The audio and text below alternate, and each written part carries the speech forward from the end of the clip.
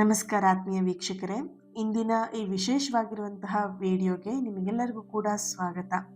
ಇವತ್ತು ನಾವು ಎ ಅಕ್ಷರದಿಂದ ಪ್ರಾರಂಭವಾಗುವಂತಹ ವ್ಯಕ್ತಿಗಳ ವ್ಯಕ್ತಿತ್ವ, ಹಾಗೆ ಅವರ ಗುಣ, ಹಾಗೆ ಅವ್ರು ಯಾವ ರೀತಿಯಾಗಿ ಚಿಂತನೆಯನ್ನು ಮಾಡ್ತಾರೆ, ಜೀವನದ ಅವರ ದೃಷ್ಟಿಕೋನ ಹೇಗಿರುತ್ತೆ, ಹಾಗೇನೆ ಅದರ ಜೊತೆಗೆ ಅವರಲ್ಲಿರುವಂತಹ ವಿಶೇಷ ಶಕ್ತಿಗಳ ಬಗ್ಗೆ ಈ ಒಂದು ವಿಡಿಯೋದಲ್ಲಿ ತಿಳ್ಕೊಳ್ಳೋಣ.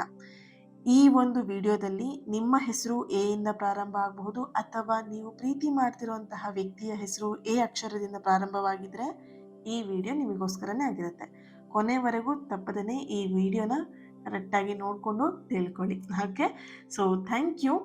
ಹಾಗೆಯೇ ಯಾರೆಲ್ಲ ನನ್ನ ಚಾನೆಲ್ನ ಸಬ್ಸ್ಕ್ರೈಬ್ ಮಾಡ್ಕೊಂಡಿದ್ದೀರಾ, ಥ್ಯಾಂಕ್ ಯು ಸೋ ಮಚ್. ನನ್ನ ಜೊತೆಗೆ ನೀವೆಲ್ಲರೂ ಕೂಡ ಕನೆಕ್ಟ್ ಆಗಿದ್ದೀರಾ, ರೈಟ್? Thank you. ಹಾಗೆ ಇದೇ ತಿಂಗಳು 14ನೇ ತಾರೀಕು ಕಾರ್ಮಿಕ್ ಹೀಲಿಂಗ್ ವರ್ಕ್ಶಾಪ್ ನಡೀತಾ ಇದೆ. ಯಾರಿಗೆಲ್ಲ ಜಾಯಿನ್ ಆಗಬೇಕಂತ ಇಂಟ್ರೆಸ್ಟ್ ಇದ್ದೀರಾ, ನಿಮ್ಮ ಕರ್ಮಗಳನ್ನೆಲ್ಲವನ್ನು ಪ್ಯಾಟ್ರನ್ಗಳನ್ನ ಬ್ರೇಕ್ ಮಾಡಬೇಕಂತ ಯಾರಿಗೆಲ್ಲ ಇಷ್ಟ ಇದೆ, ಆದಷ್ಟು ಬೇಗ ಜಾಯಿನ್ ಆಗಿ ಸ್ಕ್ರೀನ್ ಮೇಲೆ ಕಾಣ್ತಿರುವಂತಹ ನಂಬರಿಗೆ ವಾಟ್ಸಪ್ ಮಾಡಿಬಿಟ್ಟು ನೀವು ಕ್ಲಾಸಿಗೆ ಜಾಯಿನ್ ಆಗಬಹುದು. Thank you. ಈ ಒಂದು ವಿಡಿಯೋನ ಪ್ರಾರಂಭ ಮಾಡೋಣ. ಮೊದಲನೇದಾಗಿ ಎ ಅಕ್ಷರ ಅನ್ನುವಂಥದ್ದು ಇಂಗ್ಲಿಷ್ ವರ್ಣಮಾಲೆಯಲ್ಲೇ ಮೊದಲನೇ ಅಕ್ಷರ ಆಗಿರುತ್ತೆ ಅಲ್ವಾ? ಹಾಗೆಯೇ ಇದು ಈ ಒಂದು ಅಕ್ಷರದಿಂದ ಹೆಸರು ಪ್ರಾರಂಭ ಆಗುವಂತಹ ವ್ಯಕ್ತಿಯ ಗುಣ ಹೇಗಿರುತ್ತೆ, ಅವರ ಸ್ವಭಾವ ಹೇಗಿರುತ್ತೆ ಅಂತ ಹೇಳಿದ್ರೆ, ಅವರಲ್ಲಿ ಒಂದು ನಾಯಕತ್ವದ ಗುಣ, ಸ್ವಭಾವ ಹೆಚ್ಚಾಗಿ ಕಂಡುಬರುತ್ತೆ. ಈ ವ್ಯಕ್ತಿಗಳು ಯಾವುದೇ ಕೆಲಸ ಪ್ರಾರಂಭ ಮಾಡೋದಕ್ಕೆ ಭಯವನ್ನು ಪಡೋದಿಲ್ಲ. ಧೈರ್ಯದಿಂದ ಯಾವುದೇ ಕೆಲಸವನ್ನು ಮಾಡೋದಕ್ಕೆ ಅವರು ರೆಡಿಯಾಗಿ ಇರ್ತಾರೆ. ಹಾಗೆಯೇ ಇಲ್ಲಿ ಅವರ ಒಂದು ದಾರಿಯನ್ನು ಅವರೇ ನಿರ್ಮಾಣ ಮಾಡ್ಕೊಳ್ಳೋದಕ್ಕೆ, ಅಂದರೆ ಅವರ ಒಂದು ಲೈಫಲ್ಲಿ ಹೋಗುವಂತಹ ಕೆಲವೊಂದಷ್ಟು ದಾರಿಗಳೇನಿರುತ್ತೆ ಬೇರೆಯವ್ರ ಮೇಲೆ ಡಿಪೆಂಡ್ ಆಗಿರಲ್ಲ. ಅವ್ರ ದಾರಿನ ಅವರೇ ಕಂಡುಕೊಳ್ತಾರೆ. ಅವರ ದಾರಿಯನ್ನು ಅವರೇ ನಿರ್ಮಿಸ್ಕೊಳ್ಳೋದಕ್ಕೆ ಇಷ್ಟಪಡುವಂತಹ ವ್ಯಕ್ತಿ ಇವರಾಗಿರ್ತಾರೆ.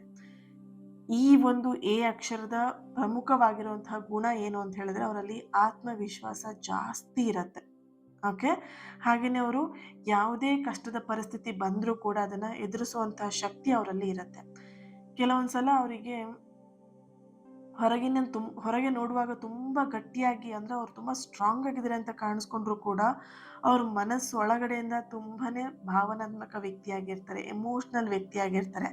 ಎದುರುಗಡೆ ನೋಡೋದಕ್ಕೆ ಮಾತ್ರ ಇವ್ರು ತುಂಬ ಪವರ್ಫುಲ್ ಅಪ್ಪ, ತುಂಬ ಸ್ಟ್ರಾಂಗ್ ಅಂತ ಅನ್ನಿಸ್ಬೇಕು. ಬಟ್ ಅವ್ರ ಮನಸ್ಸಿನ ಒಳಗಡೆ ಅವರ ಫೀಲಿಂಗ್ಸೇ ಕನೆಕ್ಟ್ ಮಾಡಿದಾಗ ಅವರು ತುಂಬಾ ಭಾವನಾತ್ಮಕವಾಗಿರುವಂತಹ ವ್ಯಕ್ತಿಯಾಗಿರ್ತಾರೆ. ಈ ಅಕ್ಷರದಿಂದ ಶುರುವಾಗುವಂತಹ ವ್ಯಕ್ತಿಗಳು ತಮ್ಮ ಕನಸನ್ನ ಸುಲಭವಾಗಿ ಯಾವುದೇ ಕಾರಣಕ್ಕೂ ಬಿಟ್ಕೊಡೋದಿಲ್ಲ. ಅಂದರೆ ಅವ್ರ ಗುರಿ ಒಂದು ಕಡೆ ಅವರು ಫಿಕ್ಸ್ ಮಾಡಿಕೊಂಡ್ರು ಅಂತ ಹೇಳಿದ್ರೆ, ಅದನ್ನು ಸಾಧಿಸೋವರೆಗೆ ಅವ್ರು ಏನು ಮಾಡ್ತಿರ್ತಾರೆ ಅಂತ ಹೇಳ್ತಾರೆ, ಅದಕ್ಕೆ ಒಂದು ಪ್ರಯತ್ನವನ್ನು ಪಡ್ತಾ ಇರ್ತಾರೆ ಅವರು.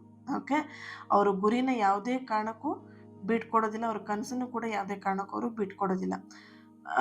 ಈ ಒಂದು ವ್ಯಕ್ತಿಯ ಎನರ್ಜಿ ಯಾವ ಥರ ಅಂತ ಹೇಳಿದ್ರೆ, ಯಾವುದೇ ಕಾರಣಕ್ಕೂ ಅವರು ಸೋಲನ್ನು ಕೂಡ ಇಷ್ಟಪಡೋದಿಲ್ಲ.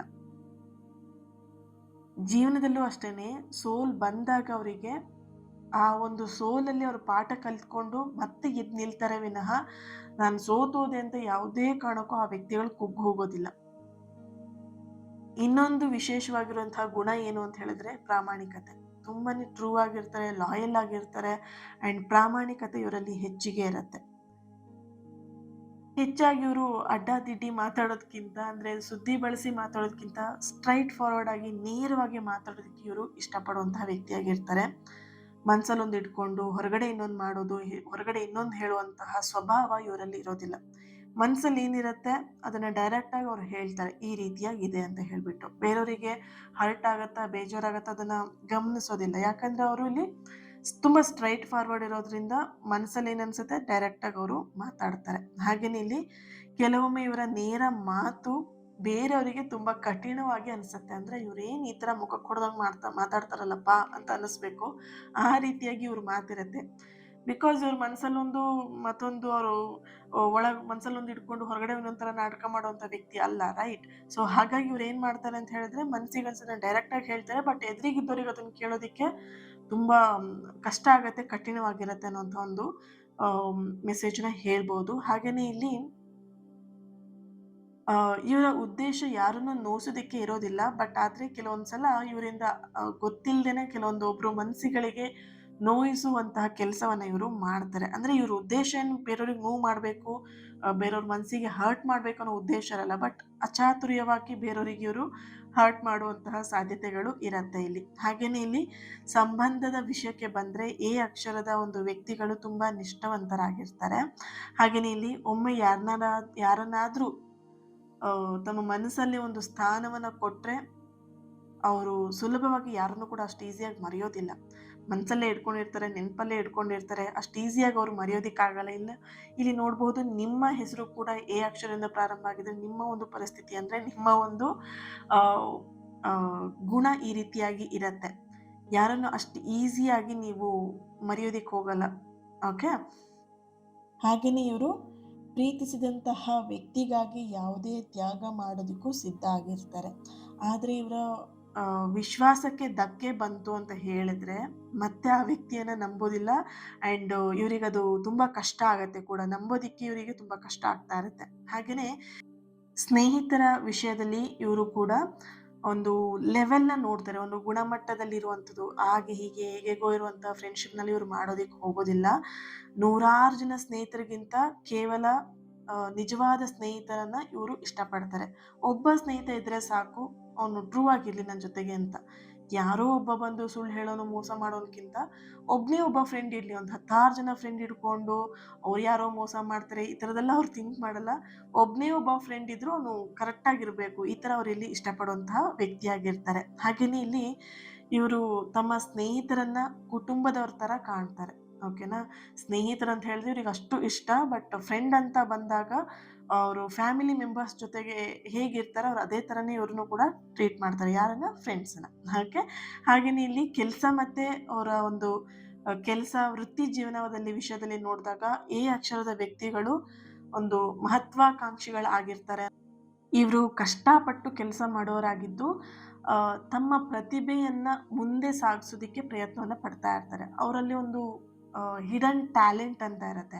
ಅದನ್ನು ಯಾವಾಗಲೂ ಕೂಡ ಅದನ್ನು ಮುಂದೆ ತಗೊಂಬರಬೇಕು ಅನ್ನೋದು ಅವರ ಒಂದು ಮನಸ್ಸಿನ ಆಸೆ ಕೂಡ ಆಗಿರುತ್ತೆ.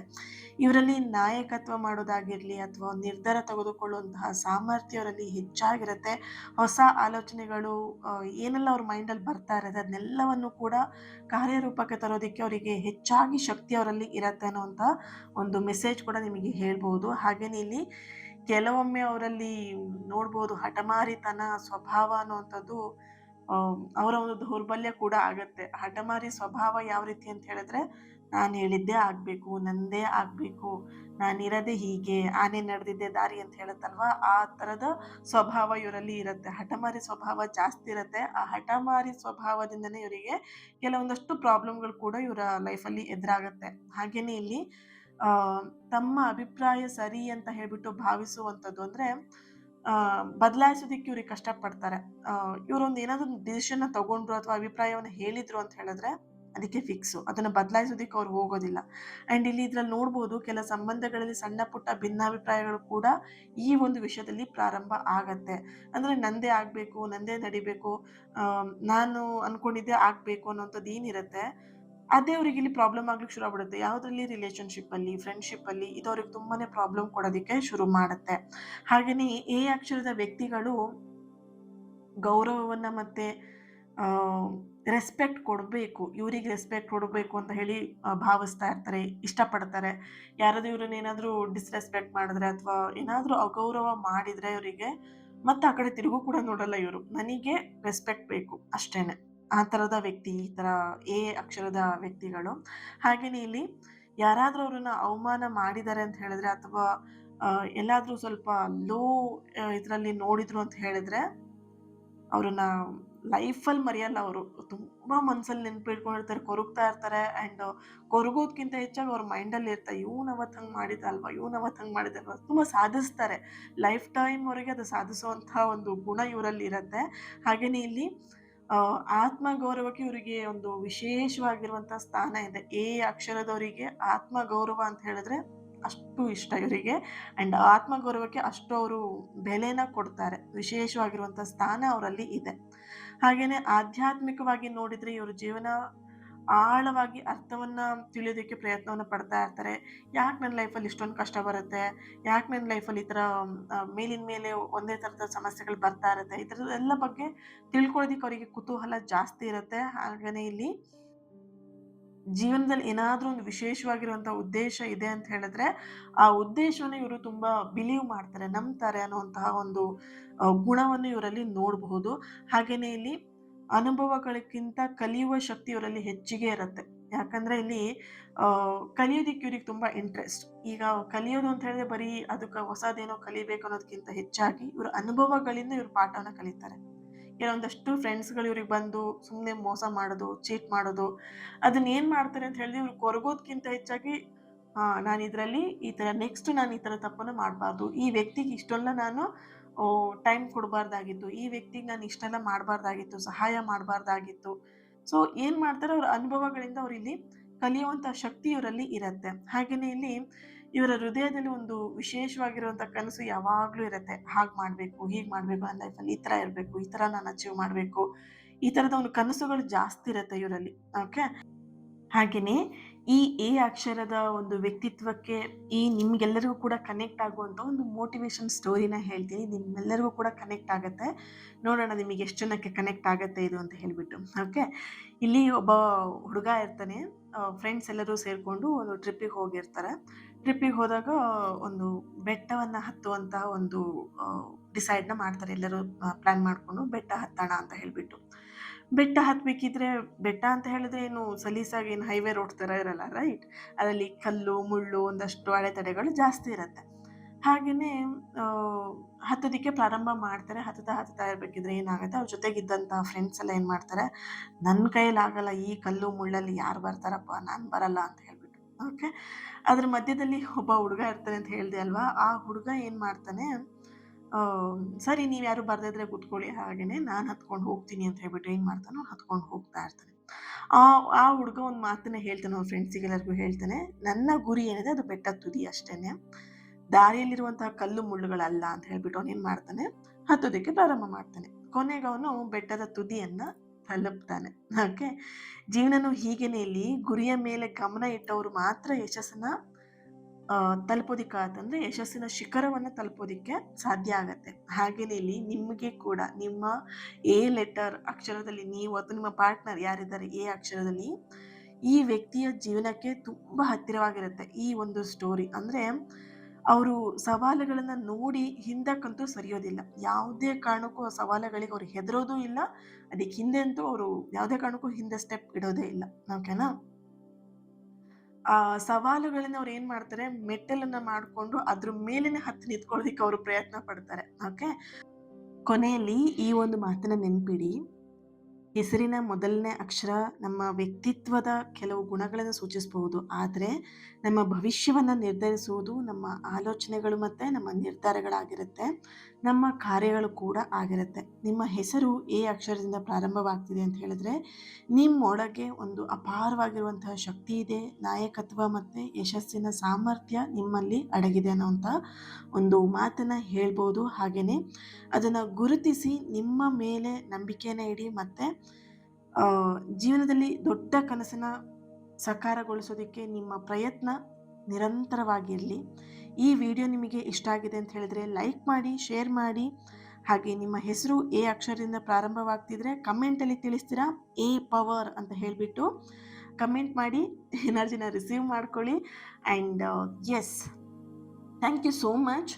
ಈ ಒಂದು ರೀಡಿಂಗಿಗೆ ಪ್ರತಿಯೊಬ್ಬರು ಲೈಕ್ ಮಾಡ್ತೀರಾ, ಹಾಗೆ ಚಾನಲ್ನ ಸಬ್ಸ್ಕ್ರೈಬ್ ಮಾಡ್ಕೊಳ್ಳೋದನ್ನು ಮರಿಬೇಡಿ. ನನ್ನ ಜೊತೆ ಕನೆಕ್ಟ್ ಆಗಿ ಇವತ್ತಿನ ದಿನ ಯಾರು ಬರ್ತ್ಡೇ ಆ್ಯನಿವರ್ಸರಿನ ಸೆಲೆಬ್ರೇಟ್ ಮಾಡ್ಕೊಳ್ತಿದ್ರೆ ನಿಮಗೆಲ್ಲರೂ ಕೂಡ ಒಳ್ಳೇದಾಗಲಿ, ಸಕಾರಾತ್ಮಕವಾಗಿರುವಂತಹ ಆಸೆ ಕನಸುಗಳು ಆದಷ್ಟು ಬೇಗ ನೆರವೇರಲಿ ಅಂತ ಹೇಳಿ ಬ್ಲೆಸ್ ಮಾಡ್ತಾ, ಹೀಲ್ ಮಾಡ್ತಾ ಇನ್ನೊಂದು ವಿಡಿಯೋದಲ್ಲಿ ನಾನು ಸಿಗ್ತೀನಿ. ಹಾಗೆ ನೆಕ್ಸ್ಟ್ ನಿಮಗೆ ಕ್ಲಾಸಿನ ಒಂದು ಆಡಿಯೋ ಕ್ಲಿಪ್ ಬರುತ್ತೆ, ಕೇಳಿಸ್ಕೊಂಡು ನೀವು ಕ್ಲಾಸಿಗೆ ಜಾಯಿನ್ ಆಗಬಹುದು. Thank you. ನಿಮ್ಮ ಪ್ರೀತಿ, ನಿಮ್ಮ ಸಪೋರ್ಟ್ ಸದಾ ಹೀಗೆ ಇರಲಿ ಅಂತ ಹೇಳ್ತಾ ಇನ್ನೊಂದು ವಿಡಿಯೋದಲ್ಲಿ ಸಿಗ್ತೀನಿ. ನಮಸ್ಕಾರ ಆತ್ಮೀಯರೇ.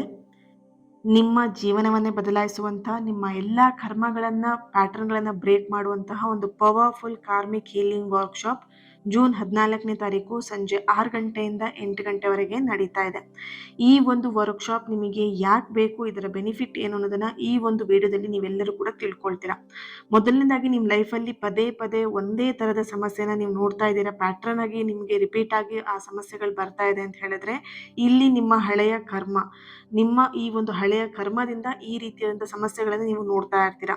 ಅದರ ಪ್ರಭಾವ ನಿಮಗೆ ಹೇಗೆ ಅಂತ ಹೇಳಿ ನಿಮ್ಮ ಬರೀ ಒಂದೇ ವಿಷಯಕ್ಕೆ ಅಂತಲ್ಲ, ನಿಮ್ಮ ಲೈಫಲ್ಲಿರುವಂತಹ ಪ್ರತಿಯೊಂದು ವಿಷಯದ ಮೇಲೂ ಅದು ಅಡಚಣೆಗಳನ್ನ ತಂದು ಒಡ್ತಾ ಇರತ್ತೆ. ಸರಿನಾ? ಈ ಒಂದು ಕಾರ್ಮಿಕ್ ಹೀಲಿಂಗ್ ವರ್ಕ್ಶಾಪ್ ಅಲ್ಲಿ ನೀವೇನ್ ಕಲಿತೀರಾ ಅಂತ ಹೇಳಿದ್ರೆ, ಮೊದಲನೇದಾಗಿ ನೀವು ಇಲ್ಲಿ ಕಲಿಯುವಂಥದ್ದು ನಿಮ್ಮ ಪೂರ್ವಜರಿಂದ ಬಂದಂತಹ ಕರ್ಮಗಳನ್ನ ಬ್ರೇಕ್ ಮಾಡ್ತೀರಾ. ಜೊತೆಯಲ್ಲಿ ನಿಮ್ಮ ಪೂರ್ವಜರ ಬ್ಲೆಸ್ಸಿಂಗ್ಸ್ನು ಕೂಡ ನೀವು ಇಲ್ಲಿ ಪಡ್ಕೊಳ್ತೀರಾ. ಇಲ್ಲಿ ನಿಮ್ಮ ಪೂರ್ವಜರ ಬ್ಲೆಸ್ಸಿಂಗ್ಸ್ ಇಲ್ಲ ಅಂತ ಹೇಳಿದ್ರೆ ಒಂದ್ ಅರ್ಥ ಮಾಡ್ಕೊಳ್ಳಿ, ನೀವು ಏನೇ ಕೆಲಸ ಮಾಡಿದ್ರು ಅದ್ರಲ್ಲಿ ನೀವು ಕರೆಕ್ಟಾಗಿ ಸಕ್ಸಸ್ನ ಪಡೆಯೋದಿಕ್ ಆಗಲ್ಲ. ನೀವೆಷ್ಟೇ ಎಫರ್ಟ್ ಹಾಕಿದ್ರು ಕೂಡ ಅದ್ರಲ್ಲಿ ನೀವು ಬಿಗ್ ಝೀರೋನೇ ತಗೊಳ್ತಾ ಇರ್ತೀರಾ. ಸರಿನಾ? ಇನ್ನೊಂದು, ನಿಮ್ಮ ಸಬ್ ಕಾನ್ಶಿಯಸ್ ಬ್ಲಾಕೇಜಸ್ನ ನೀವು ಇಲ್ಲಿ ಈ ಒಂದು ಕಾರ್ಮಿಕ್ ಹೀಲಿಂಗ್ ವರ್ಕ್ಶಾಪ್ ಅಲ್ಲಿ ನೀವು ಅದನ್ನ ಕ್ಲಿಯರ್ ಮಾಡ್ಕೊಳ್ತೀರಾ. ನಿಮ್ಮ ಸಬ್ ಕಾನ್ಶಿಯಸ್ ಅಲ್ಲಿ ಇದ್ದಂತಹ ಕೆಲವೊಂದಷ್ಟು ನೆಗೆಟಿವ್ ಭಯ ಅಥವಾ ಬ್ಲಾಕೇಜಸ್ನ ನೀವು ಇಲ್ಲಿ ದೂರ ಮಾಡ್ತೀರಾ. ಮೂರನೇದಾಗಿ ಬಂದ್ಬಿಟ್ಟು ನಿಮ್ಮ ಕಾರ್ಮಿಕ್ ಏನಿದೆ, ನಿಮ್ಮ ಕರ್ಮದ ಒಂದು ಫಲ ಏನಿದೆ, ಆ ಕರ್ಮದ ಒಂದು ಪ್ಯಾಟ್ರನ್ ಏನಿದೆ ಅದನ್ನ ನೀವು ಇಲ್ಲಿ ಈ ಒಂದು ವರ್ಕ್ಶಾಪ್ ಅಲ್ಲಿ ನೀವು ರಿಲೀಸ್ ಮಾಡ್ತೀರಾ. ಇದೆಲ್ಲದೂ ಕೂಡ ನಿಮಗೆ ಸುಮ್ಮನೆ ಹೀಗ್ ಮಾಡಿ ಹಾಗೆ ಮಾಡಿ ಅಂತ ಹೇಳೋದಿಲ್ಲ, ಪ್ರಾಕ್ಟಿಕಲ್ ಆಗಿ ಇರುತ್ತೆ. ಪ್ರಾಕ್ಟಿಕಲ್ ಆಗಿ ನಿಮಗೆ ಈ ಎಲ್ಲಾ ವಿಷಯಗಳನ್ನ ನಾನು ನಿಮಗೆ ಇಲ್ಲಿ ಮಾಡಿಸ್ತೀನಿ. ಓಕೆ, ಸೊ ಯಾರೆಲ್ಲ ನಿಮ್ಮ ಲೈಫಲ್ಲಿ ಚೇಂಜಸ್ನ ತರಬೇಕು, ನಿಮ್ಮ ಜೀವನವನ್ನ ಪರಿವರ್ತನೆ ಮಾಡಲೇಬೇಕು ಅಂತ ಚಾಲೆಂಜ್ ತಗೊಂಡಿದ್ದೀರಾ, ನೀವು ಮಿಸ್ ಮಾಡ್ದೇನೆ ಈ ಒಂದು ನಿಮ್ಮ ಜೀವನದ ಪರಿವರ್ತನೆಗೆ ಒಂದು ಅದ್ಭುತವಾಗಿರುವಂತಹ ಆಧ್ಯಾತ್ಮಿಕ ಅನುಭವವನ್ನು ಪಡೆಯೋದಕ್ಕೆ ಈ ವರ್ಕ್ಶಾಪ್ ನೀವು ಜಾಯಿನ್ ಆಗಬಹುದು. ಜೂನ್ 14ನೇ ತಾರೀಕು ಸಂಜೆ 6 ಗಂಟೆಯಿಂದ 8 ಗಂಟೆವರೆಗೆ ಆನ್ಲೈನ್ ಅಲ್ಲಿ ನಡೀತಿದೆ. ಇಂಟ್ರೆಸ್ಟ್ ಇರೋರು ವಾಟ್ಸಪ್ ನಂಬರ್ ಇದೆ, ವಾಟ್ಸಪ್ ಮಾಡಿ ನೀವು ಜಾಯಿನ್ ಆಗ್ತಾರೆ. ಇನ್ ಡೀಟೇಲ್ ಎಲ್ಲದೂ ಕೂಡ ನಿಮಗೆ ವಾಟ್ಸಪ್ ಗ್ರೂಪ್ ಅಲ್ಲಿ ಬರುತ್ತೆ. ಆದಷ್ಟು ಬೇಗ ಜಾಯಿನ್ ಆಗಿ ನಿಮ್ಮ ಸೀಟ್ನ ಬುಕ್ ಮಾಡ್ಕೊಳ್ಳಿ. ಯಾಕಂದ್ರೆ ಇದು ಲಿಮಿಟೆಡ್ ಸೀಟ್ ಆಗಿರುತ್ತೆ, ಯಾಕಂದ್ರೆ ಇದು ಹೀಲಿಂಗ್ ಸೆಷನ್. ಸೊ ಹಾಗಾಗಿ ಓಕೆ, ನಿಮ್ಮ ಸೀಟ್ನ ಆದಷ್ಟು ಬೇಗ ಬುಕ್ ಮಾಡ್ಕೊಳ್ಳಿ. Thank you. God bless you all.